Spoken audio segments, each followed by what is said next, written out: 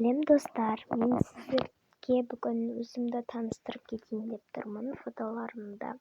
Бұрынғы фотолар мен қазіргі фотоларды салыстыру өте қиын, ұқсамаймын.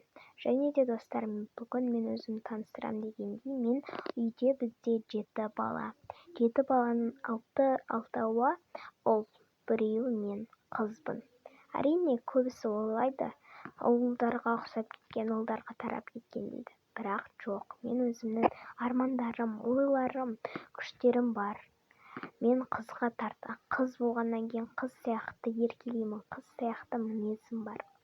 Және де үйде тек өзім ғана балаларды қараймын, өзім тамақ жасаймын, өзім үйді жинаймын дегендей. Көбісі ойлайды, саған жаман, саған не үшін күшті деп. Бірақ мен үшін күшті. Кейін өмірімдегі барлық жақсылықты осы ағаларымнан көремін деп ойлаймын. Және де мен өскен кезінде дәрігер болғым келеді.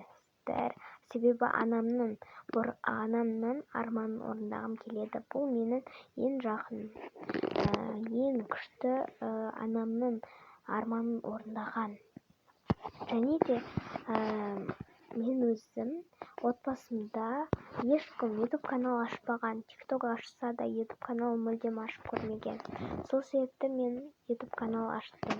Және де бір блогермен кездесіп көрген болатынмын. Неси, оның әпкесімен де, өзімен де фотоға түскен болатынмын. Өмірімдегі ең жақсы күндер осылар деп елестетемін. Өмірімдегі қиыншылықтар мен жақсы күндердің барлығы ол мен үшін бақыт. Әрине, кейбіреулері жақсы көрмейді отбасын. Иә, солай. Бірақ та мен өз өмірімді және де өз қиыншылықтарымды жақсы көремін. Қиыншылық болса мен бәріне шыдаймын. Барлық жақсылықты бүгін қиналсам, ертең жақсы болады деп ойлаймын. Әрине, көбісі бәрін қазір оңай болса, ертең тағы да оңай болады деп ойлайды. Кейбіреулері ойлайды, денсаулықты құртып алу деген не екенін білмейді. Сол себепті мен өз өмірімді өзімді таныстырып отырмын, достарым. Екінші жас керек болса айтыңдар.